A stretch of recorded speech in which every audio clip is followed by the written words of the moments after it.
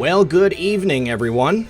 You're listening to Red Pill 78. I am the Corruption Detector, and this is your Red Pill News. Hope everyone's having a lovely day and that you had a marvelous weekend as well. Just got done filming today's episode of Quarantine with Methods. If you haven't had a chance to see that yet, I'll leave a link down there in the show notes. We've got some pretty interesting news to go over today. Oil is crashing. The price of crude oil is now below zero. They can't give it away because the economy's shut down. What does this mean for the petrodollar? We're going to be exploring some information about that. Also, our friend Methods has a clip from Devin Nunes yesterday on Fox and Friends where he talks about FISA abuse and what the clowns in America did or did not give to the FBI in 2016. We've also got some information on that same note. Adam Schiff's FISA abuse report has now been totally debunked as a result of this partial D-class that we got this past week. President Trump spoke out about this situation. He said the top of the FBI was scum. You're going to want to see this. Also, from my friend Hive on Twitter, there has been an incredible bust in Australia. Some people committing some awful crimes have been brought to justice, and we're going to talk about it. Also, small business owners are suing Wells Fargo over their handling of the Paycheck Protection Program monies after some multi-million-dollar companies got tens of millions of dollars in loans that they never have to pay back. Obviously, this money was meant to save American small business, not well-established multi-million-dollar companies. All right, guys, so please, everyone, do sit back, relax, grab your popcorn, and we'll be right back after a brief word from our sponsor. 14.4 million Americans fell victim to identity theft in 2018 alone, with over $1.7 billion in damages.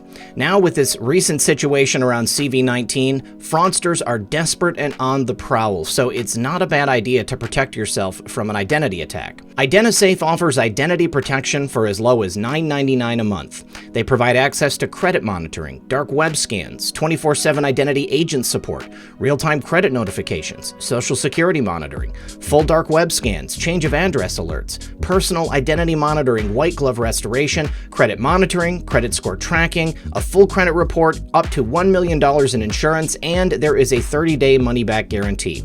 I personally use and trust IdentiSafe to protect myself and my family's identities. So don't delay, sign up today, it's free for 30 days, and plus they have that 30-day money-back guarantee. Please visit protectwithredpill.com. Once again, that's www.protectwithredpill.com. The link is in the description, and remember, when you support my sponsors, you support this channel. All right, gang, thanks for sticking around. First of all, today we're going to be talking about the sinking oil market. Oil has settled at negative $37.63 per barrel.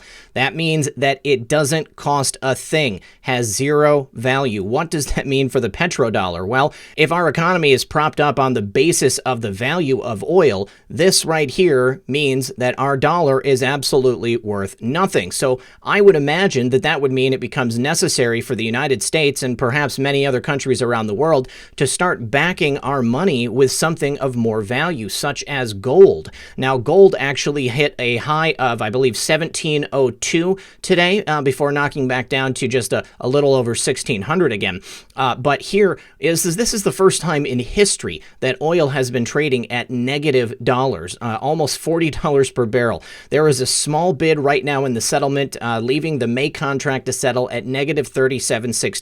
That means it's down 300% today. Now, apparently there's a lot of chatter that some type of fund blew up here, which has forced the low prices. And obviously, considering the fact that the economy is shut down right now, there is no need for crude oil. That is a big reason why there is negative value on this stuff. And it's likely going to continue into the near future as the country remains shut down. Now, don't forget, Saudi Arabia and Russia are whispering about production cuts more than they've already made. But we've had a hard time getting anybody enthusiastic about oil. This is a real risk because our storage capacity is filling up. And even with this lower pace of production, it continues to pile up. up. Now, so what they're talking about here is landlocked crude oil. So this is oil that's coming out of the tar sands, or probably that's going to be produced through fracking. But this is the first time on record that it's ever been trading at negative dollars. So that means that oil companies are paying people to take their oil because that's the only way that they can get rid of it. It's just too much. There's too much capacity, and it has brought the value way down. So this basically shows that the demand for oil is much, much less than the storage capacity. We've got too much physical oil on hand, and it's going to be very difficult for oil future prices to recover as long as the economy stays shut down. And keep in mind, this is not just here in America. This is all across the globe. Everybody is shut down right now. So let's take a look at a post Anon pulled up and threw on the board. They adjusted it a little bit, so we've got some nice graphics to take a look at. All right, I'm sure that everyone is going to remember post number 299 right here. It's entitled, "This Big Banking Family Cult Leaders." And that name right there, Cult Leaders, Church, and then P in the brackets. I would imagine that stands for Pope probably, but who knows at this point. And banks and financial institutions, worldwide government control, government controls people, SA is Saudi Arabia, and then we have oil, tech, and this word with children. These are three major industries which control the world. Now, Saudi Arabia controls assigned US and UK politicians as well as tech companies, and then the primary overall, this man, George S. So with this drastic reduction in the value of oil, that is going to significantly impact the pocketbooks of this particular banking family and the people in Saudi Arabia who are still bad people, even though we've had a big cleanup there. And then also George S. right there. So this is going to significantly impact these people.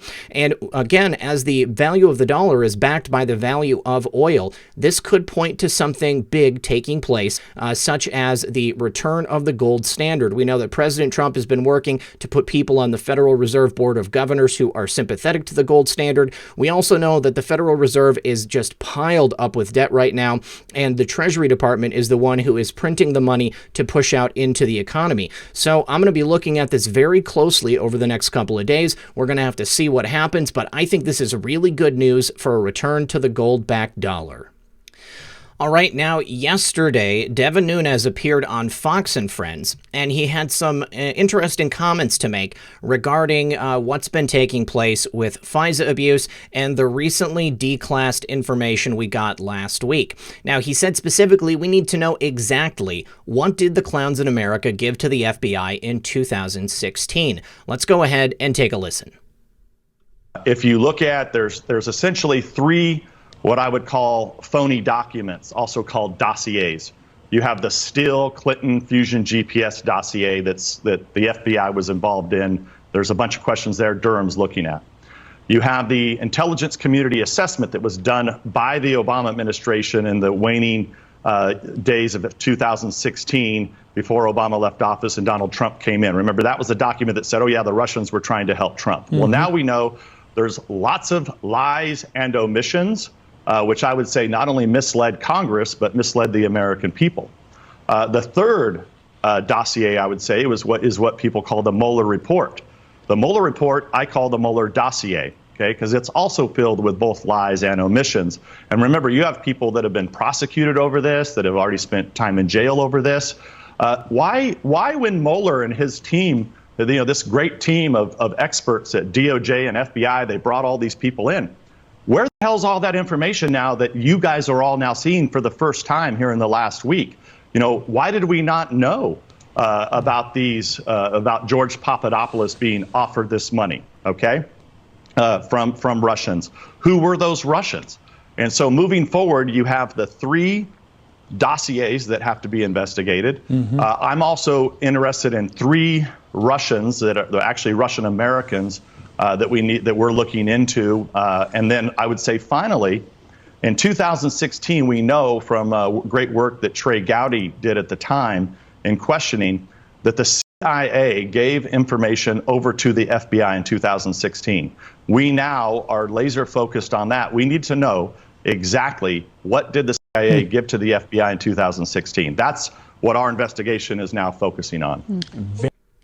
All right, so 3 dossiers that we need to be looking at, as well as information handed over by the clowns in America to the FBI. And as we know, John Brennan and his subordinates are a large part of the investigation being done currently by John Durham and his team. I think we have much information to be revealed in the coming days and weeks, things that people like you and I have been talking about, speculating on for quite some time. But now that we're getting this partial D-class, and I would imagine there is more to come, I think the picture will begin to become far more fleshed out, and we should be getting some answers before too long. Remember, John Solomon said something's upcoming, and our favorite Anon gave us 6 empty names. All right, now, as part of that partial D-class that we got last week, Adam Schiff's FISA abuse report has now been totally debunked. Is he going to suffer any consequences other than being known as the biggest liar in Congress? Well, it remains to be seen. He certainly has earned the unenviable distinction of being the biggest liar in the history of the U.S. Congress, and the more information that is revealed from trusted sources, the more Schiff seems to be a liar and a hack. Now, remember back in 2018, Adam Schiff published his rebuttal document to the Devin Nunes memo. And back then, far-left writers at Vox characterized it as such. They said, late on Saturday afternoon, House Democrats surprised the country by releasing their rebuttal to the so-called Nunes memo.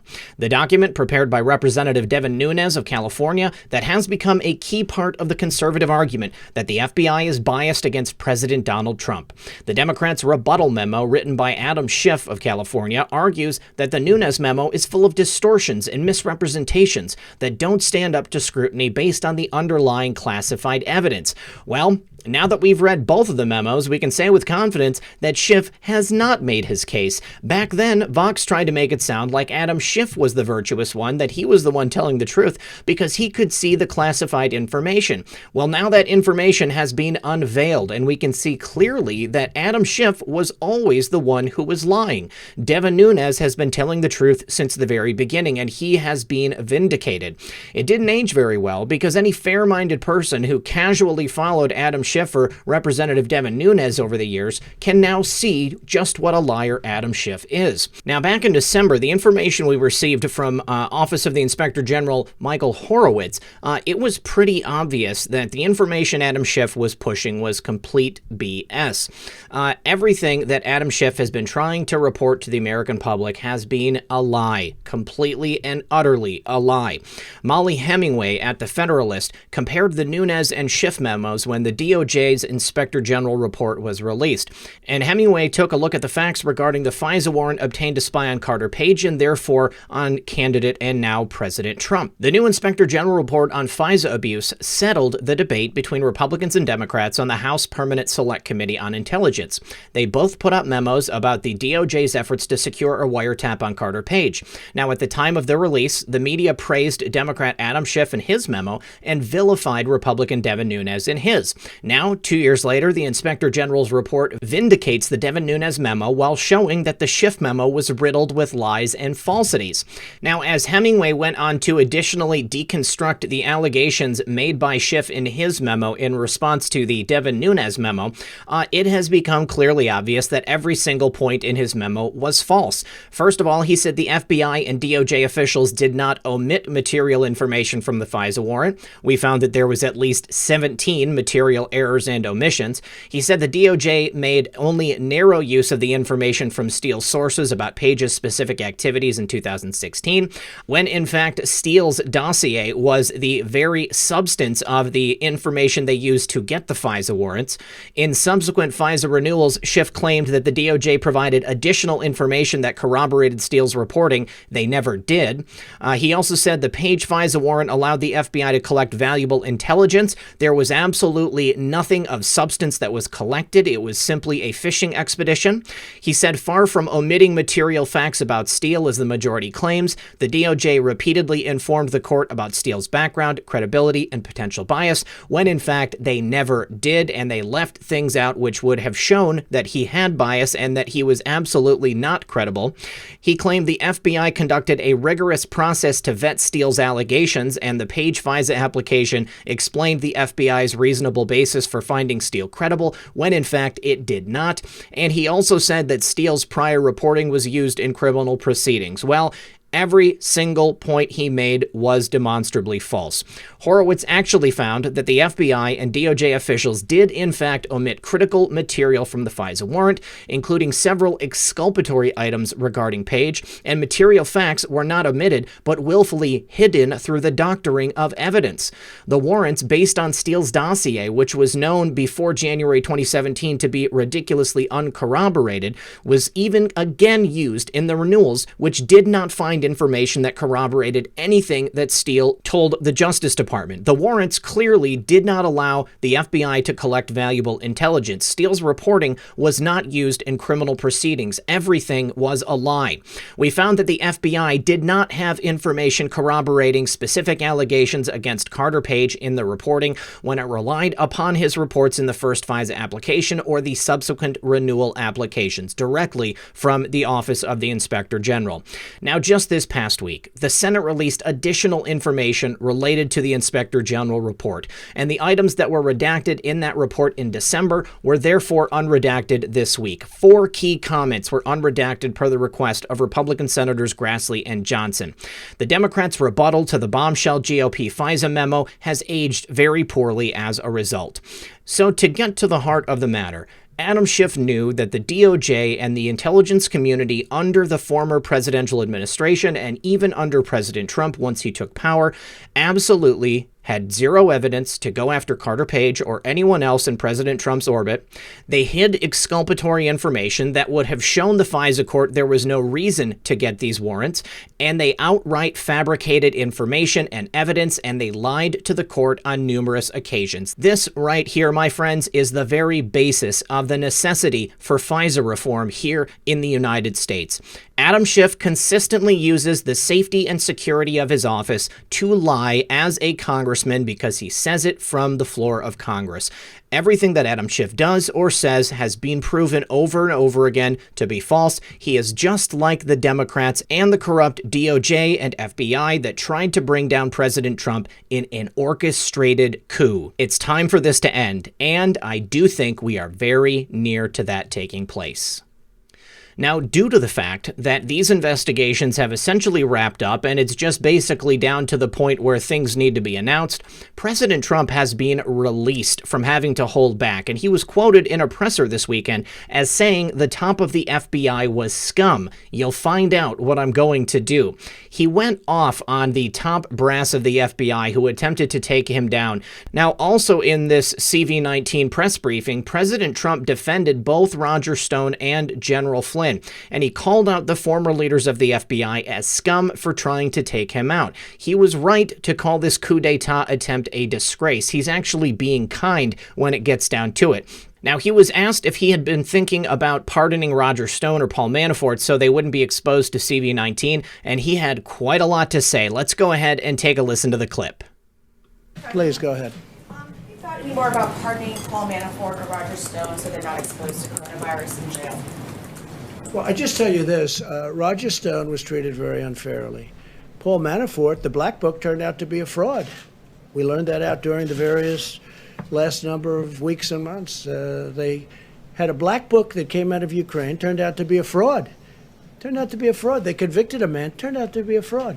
General Flynn was a highly respected person, and it turned out to be a scam on him. The FBI said he didn't lie.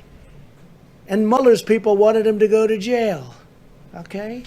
So what am I going to do? You'll find out what I'm going to do. I'm not going to say what I'm going to do. But I will tell you, the whole thing turned out to be a scam. And it turned out to be a disgrace to our country. And it was a takedown of a duly elected president. And these people suffered greatly. General Flynn, I mean, what they did to him. And even the FBI said, and they had some, and nobody bigger fan of the FBI than me at the level of the people that really matter. But the top of the FBI was scum. And what they did to General Flynn, and you know it, and everybody knows it, was a disgrace. He was in the service for over 30 years. He ends up being a general and respected. Respected. And almost his first day in office, they come in with papers. They want to investigate him. Never happened before, and now the tables are turned. Investigate the investigators, I guess. These were crooked people. These are bad people. These are very dangerous people. You know what they are, though? They're scum. They're human scum. This clip coming from former New York Police Commissioner Bernard Kerik. Investigate the investigators. You'll find out what I'm going to do. These people are human scum. They tried to entrap General Flynn. They used a fraudulent ledger to put Paul Manafort in prison. And they tried Roger Stone in a completely and totally unfair manner. All three of these men have gotten very, very unfair shakes, not to mention Carter Page and George Papadopoulos. President Trump completely unleashed and telling it like it is. These people were entrapped by elements of our own government, by elements of the DOJ, by elements of the FBI, by elements of the State Department and the intelligence community. They were entrapped in a scheme which was meant to remove a duly elected president of the United States. Anyone who thinks that people in this country can participate in a coup to remove the president of the United States and get away with it, especially under this administration, and get away with it, is fooling themselves. Just because something hasn't happened yet doesn't mean it's not going to happen. This is more than just having faith in God. This is more than just trusting the plan. This is basic logic. When you take a look at President Trump and the job he's done, the things taking place in this country and the way things have changed, this is not the way we do business anymore. These people are going to pay for what they've done. You can mark my words on it, and it doesn't matter that it hasn't happened yet. It is going to happen. You can believe it. So, speaking of human scum, here is a thread from John W. Huber, at Undercover Huber. My buddy Monty sent this over to me, and he's talking about Comey's sworn testimony to Congress regarding why the FBI decided to open these counterintelligence cases on 4 of the people in President Trump's campaign, and not the campaign itself, and how when they did, it completely is contradicted by the story that the FBI told the IG. And he begins, so the FBI said our G-men are doing it all by the numbers, by the book. We came up with the names of these 4 guys in good faith only because of their pre-existing Russia ties or links. They just happened to be working on the Trump campaign too. This was sworn by Comey under oath. And only after this did the FBI come up with the names of George Papadopoulos, Paul Manafort, Carter Page, and Michael Flynn because of their supposed pre-existing links to Russia. And then they opened cases on all of them by mid-August 2016. And he leaves us this prior thread for full context on why the FBI's story about how they decided on who to investigate doesn't make sense. The FBI's cover story is they weren't investigating Trump or his campaign. They were just looking into 4 people associated with the campaign, and only because they got a tip from a friendly foreign government, which was Australia. Basic logic blows huge holes in the story. Now, the IG found that the Crossfire Hurricane investigation was opened on July 31st, 2016, without identifying any specific subjects or targets. The FBI then formed a team, did an analysis, and based upon this analysis, they opened the CI cases on 3 people around August 10th of 2016. The 4th person, Michael Flynn, was opened on August 16th. Now, the information right here, this text is from the OIG report, and it details that exact information up there. Now, Comey said, I was briefed at the end of July that all 4 cases had been opened. This is his testimony before Congress on December 7th, 2018. Now, also said by Comey, the Trump campaign was not under investigation. In late July, we opened cases on 4 Americans to see if they were working with the Russians. So did the FBI already have 4 targets in mind, Papadopoulos, Page, Manafort, and Flynn, at the end of July when Crossfire Hurricane opened and immediately opened cases on them and even briefed Comey about them? Or did they open Crossfire Hurricane, form a team, do an objective analysis on who might be working with the Russians, and only based on a reasonable, articulable set of facts, open CI cases on 3 Americans and add a 4th later? Because both of those stories can't be true. Given these contradictions, it's far more plausible that what really happened is the top echelon of the FBI wanted to investigate the campaign, wanted to investigate certain people in the campaign, and went ahead and did it, then concocted a cover story afterwards. See, the thing about it is, they knew from the very beginning that they wanted to investigate the Trump campaign. And after they decided that, they chose these 4 people because they had tenuous connections to Russia or Russian targets that they could probably use to try to entrap them.